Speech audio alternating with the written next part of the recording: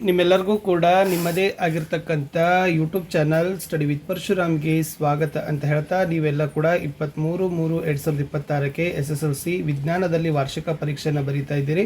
So ನಿಮಗೆ ಕೆಲವೊಂದಿಷ್ಟು fix ಪ್ರಶ್ನೆಗಳು ಬೇಕಾಗಿದ್ದಾವೆ. ಫಿಕ್ಸ್ ಅಂದರೆ ಏನಂದರೆ, ಇವು ಬೇಸಿಕಲಿ ಏನಪ್ಪ ಅಂದರೆ ಪರ್ಮನೆಂಟ್ ಆಗಿರ್ತಕ್ಕಂಥ ಕನ್ಸೆಪ್ಟ್ಗಳು ನಮ್ಮ ವಿಜ್ಞಾನ ವಿಷಯದಲ್ಲಿ. ಸೊ ಇದರ ಮೇಲೇ ಭಾಳ ಪ್ರಶ್ನೆಗಳಿರ್ತವೆ. ಖಂಡಿತವಾಗಿ ಈ ಪ್ರಶ್ನೆಗಳನ್ನು ಓದ್ಕೊಂಡೋದ್ರೆ ಸಾಕು 40+ ಅಂಕಗಳು ನಿಮಗೆ ಸಿಗ್ತವೆ. ಇನ್ನೂ ಹೆಚ್ಚಿನ ಅಂಕಗಳು ಬೇಕಾದರೆ ಸೊ ನಮ್ಮಲ್ಲಿ ಸ್ಕೋರಿಂಗ್ ಪ್ಯಾಕೇಜ್ಗಳಿದ್ದಾವೆ. ಇವುಗಳ ಒಂದು ಉತ್ತರಗಳನ್ನು ಪ್ರತಿ ಪಾಠವಾರು ಹಾಕಿದ್ದೀವಿ.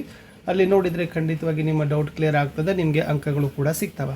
ವಿಡಿಯೋನ ಲೈಕ್, ಶೇರ್ ಮತ್ತು ಸಬ್ಸ್ಕ್ರೈಬ್ ಮಾಡೋದನ್ನು ಮಾತ್ರ ಮರೆಯದಿರಿ ಅಂತ ಹೇಳ್ತಾ, ಸೈನ್ಸ್ಗೆ ಬರ್ತಕ್ಕಂಥ ಮೋಸ್ಟ್ ಎಕ್ಸ್ಪೆಕ್ಟೆಡ್ ಆಗಿರ್ತಕ್ಕಂಥ ಬಂದೇ ಬರೋ ಪ್ರಶ್ನೆಗಳನ್ನು ಫಸ್ಟ್ ನೋಡೋದಾದರೆ, ರೋಧ ಅವಲಂಬಿಸಿರೋ ಅಂಶಗಳು ಅನ್ನೋದನ್ನು ಚೆನ್ನಾಗಿ ಕಲ್ಕೊಂಡು ಹೋಗಿ. ಅದು 4 ಅಂಶಗಳನ್ನು ಹೊಂದದ: ವಾಹಕದ ಉದ್ದ, ವಾಹಕದ ಅಡ್ಡಕೊಯ್ತ, ಪ್ರಾಕೃತಿಕ ಗುಣ ಮತ್ತು ತಾಪ. ಇವೇನಪ್ಪ ಅಂದರೆ ರೋಧ ಅವಲಂಬಿಸಿರುವ ಅಂಶಗಳು. ವಿದ್ಯುತ್ ಘಟಕಗಳ ಸಂಕೇತ ಮತ್ತು ವಿದ್ಯುತ್ ಪರಿಮಾಣಗಳ ಏಕಮಾನ. ಸೊ ಇದು ಕೂಡ ವೆರಿ ಇಂಪಾರ್ಟೆಂಟ್. ಸೊ ಒಟ್ಟು ಸಂಕೇತಗಳು ಎಷ್ಟಿದ್ದಾವೆ? 11 ಇದ್ದಾವೆ. ಒಟ್ಟು ಏಕಮಾನಗಳು ಎಷ್ಟಿದ್ದಾವೆ? 7 ಇದ್ದಾವೆ. ಓಕೆ, ಆ 7 ಸಂಕೇತ 7 ಏಕಮಾನಗಳನ್ನು ನೋಡ್ಕೊಂಡೋಗಿ, ಜೊತೆಗೆ ಸರಳ ವಿದ್ಯುತ್ ಮಂಡಲದ ಚಿತ್ರವನ್ನು ನೋಡ್ಕೊಂಡೋಗಿ. ಸರಳ ವಿದ್ಯುತ್ ಮಂಡಲ, ಈ ಚಿಹ್ನೆ ಬರಲಿಲ್ಲ ಅಂದರೆ ನಿಮಗೆ 1 ಮಾರ್ಕಿಗೆ ಏನು ಬರ್ಬೋದಪ್ಪ ಅಂದ್ರೆ ಸರಳ ವಿದ್ಯುತ್ ಮಂಡಲ ತೆಗಿತಕ್ಕಂಥದ್ದು ಬರ್ಬೋದು. ಅದು ನೋಡಿದರೆ ಖಂಡಿತವಾಗಿ ನಿಮಗೆ ಅಂಕಗಳು ಬರ್ತಾವೆ. ಇನ್ನು ಒಟ್ಟು ಪರೀಕ್ಷೆಗೆ ಬರ್ತಕ್ಕಂಥ ನಿಯಮಗಳು ಎಷ್ಟಿದಾವಪ್ಪ ಅಂತಂದ್ರೆ 6 ನಿಯಮಗಳಿದ್ದಾವೆ. ಸೊ ನೋಡಿ, ಫಸ್ಟ್ ಏನಿದೆ? ಓಮ್ನ ನಿಯಮ, ಜೌಲನ ನಿಯಮ, ಬೆಳಕಿನ ಪ್ರತಿಫಲನದ ನಿಯಮ, ಬೆಳಕಿನ ವಕ್ರೀಭವನದ ನಿಯಮ, ಬಲಗೈ ನಿಯಮ ಮತ್ತು ಫ್ಲೆಮಿಂಗನ ಎಡಗೈ ನಿಯಮ. ಸೊ ಇದರಲ್ಲಿ ನಾನು ಇನ್ನೂ 2 ಸೇರಿಸ್ತೀನಿ.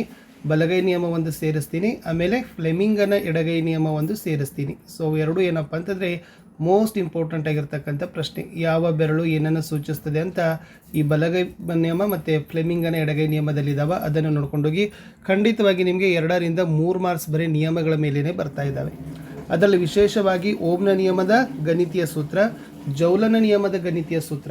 ಓಕೆ, ಅದನ್ನು ಚೆನ್ನಾಗಿ ನೀವೇನು ಮಾಡಿ ಅಂದರೆ ಬಾಹೆಟ್ ಮಾಡಿ. ಮುಂದೆ ಕಾಂತಕ್ಷೇತ್ರ ಅಂದರೆ ಏನು? ಕಾಂತೀಯ ಬಲರೇಖೆಗಳ ವ್ಯಾಖ್ಯೆ ಮತ್ತು ಲಕ್ಷಣಗಳು. ಎಸ್, ಇಲ್ಲಿ ಕಾಂತೀಯ ಬಲರೇಖೆಗಳಂದರೆ ಏನು, ಆಮೇಲೆ ಕಾಂತೀಯ ಬಲರೇಖೆಗಳ ಲಕ್ಷಣಗಳು 5 ಇದ್ದಾವೆ. ಅದರಲ್ಲಿ ವಿಶೇಷವಾಗಿ ಆವೃತ್ತ ಜಾಲ ಅಂತ ಒಂದು ಅಪ್ಲೈಡ್ ಕ್ವಶನ್ ಬರ್ಬೋದು, ಅಥವಾ ಒಂದೊಂದೊಂದು ಛೇದಿಸೋದಿಲ್ಲ ಏಕೆ ಅಂತಕ್ಕಂಥ ಇವು 2 ಪ್ರಶ್ನೆಗಳು ಸಹಿತ ನೀವು ಚೆನ್ನಾಗಿ ಏನು ಮಾಡ್ಕೋಬೇಕಪ್ಪ ಅಂದರೆ ನೋಡಬೇಕು. ಇನ್ನು ಓವರ್ಲೋಡ್ ಮತ್ತು ಋಸ್ವಮಂಡಲ ಆಗಲಿಕ್ಕೆ ಕಾರಣ ಮತ್ತು ಸಲಹೆಗಳು. ಇದು ವೆರಿ ಮೋಸ್ಟ್ ಇಂಪಾರ್ಟೆಂಟ್. ಅದನ್ನು ಚೆನ್ನಾಗಿ ಬೈಪಟ್ ಮಾಡಿ. ಓವರ್ಲೋಡ್ ಮತ್ತು ಋಸ್ವಮಂಡಲ ಬರಲೇಬೇಕು. ವಿದ್ಯುತ್ ಫ್ಯೂಸ್ ಮತ್ತು ಭೂಸಂಪರ್ಕ ತಂತಿ. ಓಕೆ, ಸ್ವಲ್ಪ ನಾನು ನಿಮಗೆ ಇನ್ನೊಂದು ಕೊಡ್ತೀನಿ. ವಿದ್ಯುತ್ ಬಲ್ಬ್ನ ಕಾರ್ಯದ ತತ್ವನೂ ಕೂಡ ನೀವೇನು ಮಾಡಿ ಸ್ವಲ್ಪ ನೋಡ್ಕೊಡ್ರಿ. ವಿದ್ಯುತ್ ಬಲ್ಬನ ಕಾರ್ಯದ ತತ್ವ ಅದು ಕೂಡ ನಿಮಗೆ ಏನಪ್ಪ ಅಂದರೆ ಮೋಸ್ಟ್ ಎಕ್ಸ್ಪೆಕ್ಟೆಡ್ ಆಗಿರ್ತಕ್ಕಂಥ ಈ ಪಾಠದ ಒಂದು ಪ್ರಶ್ನೆ. ಇನ್ನು ಕಣ್ಣಿನ ದೋಷಗಳ ವ್ಯಾಖ್ಯೆ, ಕಾರಣ ಮತ್ತು ಪರಿಹಾರಗಳು. ಇಲ್ಲಿ ಮುಖ್ಯವಾಗಿ 3 ಇದ್ದಾವೆ.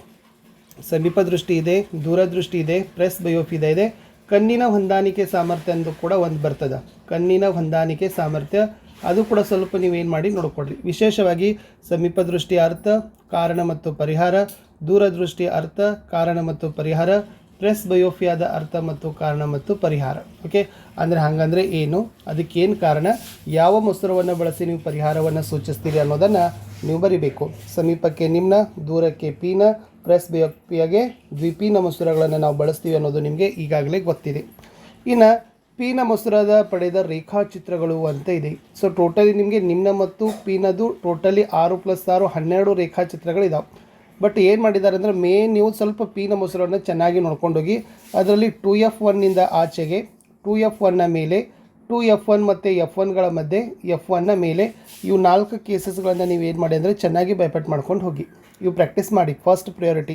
ಟೋಟಲಿ 12 ಬಂದರೆ ಬಹಳ ಬೆಟರ್. ಬಟ್ 12 ಬರಲಿಲ್ಲ ಅಂದರೆ ಪೀನ ಮೊಸರದ 4 ಕೇಸಸ್ ಅಂತೆ ನೋಡಿಕೊಂಡೇ ಹೋಗಿ. ಇನ್ನು ನಕ್ಷತ್ರಗಳ ಮಿನುಗುವಿಕೆ. ನಕ್ಷತ್ರಗಳು ಮಿನುಗ್ತವ, ಗ್ರಹಗಳು ಏಕೆ ಮಿನುಗೋದಿಲ್ಲ? ಕಾಮನ ಬಿಲ್ಲು ಏಕೆ ಉಂಟಾಗ್ತದೆ? ಶುಭ್ರ ಆಕಾಶದ ಬಣ್ಣ ನೀಲಿ ಏಕೆ ಅಂತಕ್ಕಂಥದ್ದು. ಇವು 3 ವಿದ್ಯಮಾನಗಳು ಬರ್ತವೆ. ಇದರ ಜೊತೆಗೆ ಸ್ವಲ್ಪ ಟಿಂಡಾಲ್ ಪರಿಣಾಮ ಅಂತ ಒಂದು ಬರ್ತದೆ ಇದರಲ್ಲಿ. ಓಕೆ, ಅದನ್ನು ಕೂಡ ನೋಡ್ಕೊಂಡೋದ್ರೂ ಕೂಡ ನೀವು ಅಂಕಗಳನ್ನು ಪಡಿತೀರಿ.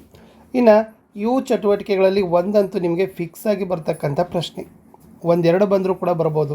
ನೋಡಿ, ಬಿಳಿ ಬೆಳಕಿನ ವರ್ಣ ವಿಭಜನೆಯ ನ್ಯೂಟನ್ ಪ್ರಯೋಗ, ಚಿತ್ರ ಮತ್ತು ಪ್ರಯೋಗದ ವಿವರಣೆ. ದಿಕ್ಸೂಚಿಯ ಸಹಾಯದಿಂದ ಕಾಂತೀಯ ಬಲರೇಖೆಗಳನ್ನು ಗುರುತಿಸೋದು, ಇದ್ರ ಪ್ರಯೋಗ.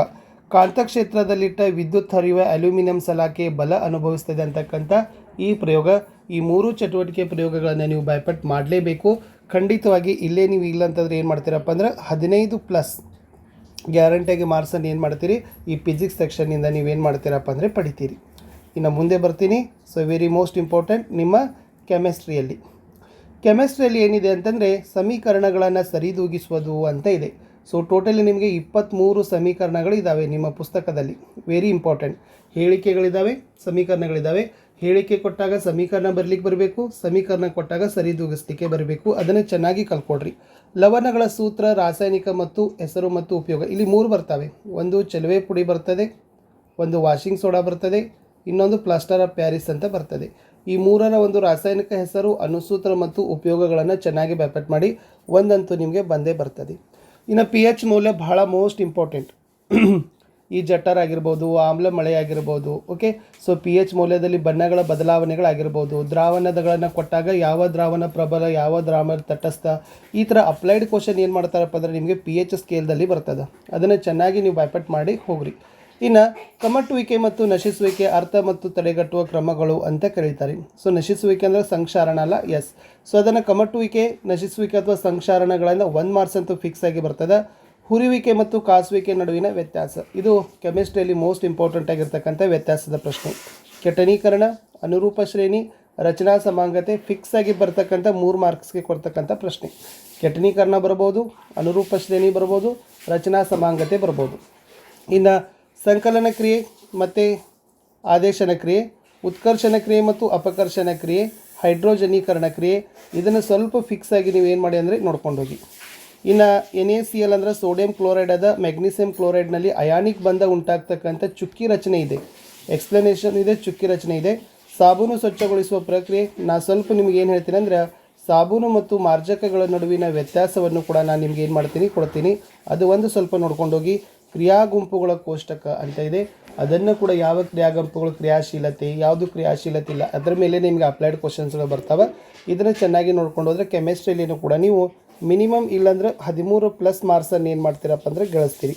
ಇಲ್ಲಿ ಇನ್ನೂ ಏನು ಹೇಳ್ಬೋದು ಅಂದರೆ ನಾವು ನಿಮಗೆ ಕೆಮಿಸ್ಟ್ರಿಯಲ್ಲಿ ಬರ್ತಕ್ಕಂಥ ಪ್ರಶ್ನೆಗಳಲ್ಲಿ ಉಭಯವರ್ತಿ ಆಕ್ಸೈಡ್ಗಳು ಅಂತ ಒಂದು ಬರ್ತದೆ. ಓಕೆ, ಯಾವುದು ಉಭಯವರ್ತಿ ಆಕ್ಸೈಡ್ಗಳು ಅಂತ ಒಂದು ಬರ್ತದೆ. ಆಮೇಲೆ ನೆಕ್ಸ್ಟ್ ಬರ್ತಕ್ಕಂಥದ್ದು ತಟಸ್ಥೀಕರಣ ಕ್ರಿಯೆ ಅಂತ ಒಂದು ಬರ್ತದೆ. ಓಕೆ, ಆಮೇಲೆ ರೆಡಾಕ್ಸ್ ಕ್ರಿಯೆ ಅಂತ ಒಂದು ಬರ್ತದೆ. ಆಮೇಲೆ ಥರ್ಮೈಟ್ ಕ್ರಿಯೆ ಅಂತ ಒಂದು ಬರ್ತದೆ. ಓಕೆ, ಥರ್ಮೈಟ್ ಕ್ರಿಯೆ. ಆಮೇಲೆ ಸಾರರಿಕ್ತ ಸಲ್ಫುರಿಕ್ ಆಮ್ಲಗಳ ಸತ್ವಿನ ವರ್ತನೆಯ ಪ್ರಯೋಗ, ಲೋಹದ ವಿದ್ಯುತ್ ವಿಭಜನೆ, ನೀರಿನ ವಿದ್ಯುತ್ ವಿಭಜನೆ, ಇವೆಲ್ಲ ಏನಪ್ಪ ಅಂದರೆ ಕೆಮಿಸ್ಟ್ರಿಯಲ್ಲಿ ಬರ್ತಕ್ಕಂಥ ಚಿತ್ರಗಳು.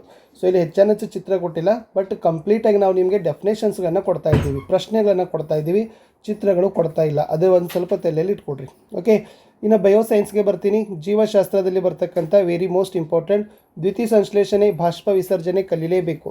ನಿಮಗೆ ದ್ಯುತಿ ಸಂಶ್ಲೇಷಣೆಯೂ ಬರಬೇಕು, ಬಾಷ್ಪ ವಿಸರ್ಜನೆಯೂ ಕೂಡ ನಿಮ್ಗೆ ಏನು ಮಾಡಬೇಕಪ್ಪ ಅಂದರೆ ಬರಬೇಕು. ಸೊ ದ್ಯುತಿ ಸಂಶ್ಲೇಷಣೆ, ಬಾಷ್ಪ ವಿಸರ್ಜನೆ ಮೇಲೆ ಫಿಕ್ಸ್ ಪ್ರಶ್ನೆ. ಜೀರ್ಣಕ್ರಿಯೆಯಲ್ಲಿ ಕಿಣ್ವಗಳ ಪಾತ್ರ, ಇಲ್ಲಿ ಅಮೈಲಸ್ ಅಂತ ಬರ್ತದೆ ನೋಡಿ. ಓಕೆ, ಅವೊಂದು 3 ಕಿಣ್ವಗಳಿದ್ದಾವೆ. ಸೊ 3 ಕಿಣ್ವಗಳ ಪಾತ್ರವನ್ನು ನೋಡ್ಕೊಡ್ರಿ. ಇನ್ನು ವಾಯುವಿಕ ಮತ್ತು ಅವಾಯುವಿಕ ಉಸಿರಾಟದ ನಡುವಿನ ವ್ಯತ್ಯಾಸ, ಗ್ಲೂಕೋಸ್ ಉತ್ಕರ್ಷಣೆ ಹಂತ, ಇದೊಂದು ಡಯಾಗ್ರಾಮ್ ಬರ್ತದೆ, ಒಂದು ರೇಖಾಚಿತ್ರ ಬರ್ತದೆ, ಅದು ನೋಡ್ಕೊಡ್ರಿ. ಸಸ್ಯ ಮತ್ತು ಪ್ರಾಣಿಗಳಲ್ಲಿ ವಿಸರ್ಜನಾ ಪದಾರ್ಥಗಳು ಮತ್ತು ವಿಸರ್ಜನೆಯ ವಿಧಾನಗಳು ಇಂಪಾರ್ಟೆಂಟ್. ಇನ್ನು ಸಸ್ಯ ಮತ್ತು ಪ್ರಾಣಿಗಳ ಹಾರ್ಮೋನುಗಳ ಕಾರ್ಯ, ಸಸ್ಯಗಳ ಅನುವರ್ತನಾ ಚಲನೆ, ಗುರುತ್ವಾನುವರ್ತನೆ, ದ್ವಿತೀಯ ಅನುವರ್ತನೆ, ಓಕೆ, ರಾಸಾಯನಿಕ ಅನುವರ್ತನೆ, ಇಲ್ಲಿ ಒಂದು 5 ರಿಂದ 6 ಅನುವರ್ತನಾ ಚಲನೆಗಳಿದ್ದಾವೆ, ಅದು ಇಂಪಾರ್ಟೆಂಟು. ಗಂಡು ಮತ್ತು ಹೆಣ್ಣು ಸಂತಾನೋತ್ಪತ್ತಿ ವ್ಯೂಹಗಳ ಅಂಗಗಳು ಮತ್ತು ಕಾರ್ಯಗಳು, it's A very most important, ಅದನ್ನು ಬಂದೇ ಬರ್ತಕ್ಕಂಥ ಪ್ರಶ್ನೆ. ಏಕತಳೀಕರಣ, ದ್ವಿತಳೀಕರಣ, ಸೊ ಇದು ಚಕ್ಕರ್ ಬೋರ್ಡ್ ಇದೆ. ಓಕೆ, ಚಕ್ಕರ್ ಬೋರ್ಡಲ್ಲಿ ಬರ್ತಕ್ಕಂಥ ಪ್ರಶ್ನೆ. ಮಗುವಿನ ಲಿಂಗ ನಿರ್ಧಾರಣೆ ಹೇಗಾಗ್ತದೆ, ವಿಶೇಷವಾಗಿ ತಂದೆ ಪಾತ್ರ ಬರೀರಿ. ಆಹಾರ ಸರಪಳಿಯಲ್ಲಿ ಶಕ್ತಿಯ ಏಕಮುಖ ವರ್ಗಾವಣೆ, ಓಝೋನ್ ಪದರ ವೆರಿ ಮೋಸ್ಟ್ ಇಂಪಾರ್ಟೆಂಟ್, ಓಝೋನ್ ಪದರದ ಕಾರಣ, ಪರಿಣಾಮ ಮತ್ತು ಪರಿಹಾರಗಳನ್ನು ಕೊಡ್ತಕ್ಕಂಥ ಪ್ರಶ್ನೆ. ಸೊ ಇದು ಮೋಸ್ಟ್ ಇಂಪಾರ್ಟೆಂಟ್. ಯುಗ್ಮಜ, ವಿಶೇಷವಾಗಿ ಭ್ರೂಣವಾಗಿ ಹೇಗೆ ಬೆಳೀತದೆ, ಜರಾಯುವಿನ ಪಾತ್ರ, ಋತುಮಾಸ ಅಥವಾ ಋತುಚಕ್ರ ಅಂತ ಕರಿತೀವಿ. ಇಷ್ಟು ಓದ್ಕೊಂಡು ಹೋದರೆ ಖಂಡಿತವಾಗಿ ನಿಮಗೆ 40+ ಅಂಕಗಳು ಬರ್ತಾವೆ ಅಂತ ಹೇಳ್ತಾ ವಿಡಿಯೋನ ಲೈಕ್, ಶೇರ್ ಮತ್ತು ಸಬ್ಸ್ಕ್ರೈಬ್ ಮಾಡೋದನ್ನು ಮಾತ್ರ ಮರೆಯದಿರಿ. ಬಾಯ್.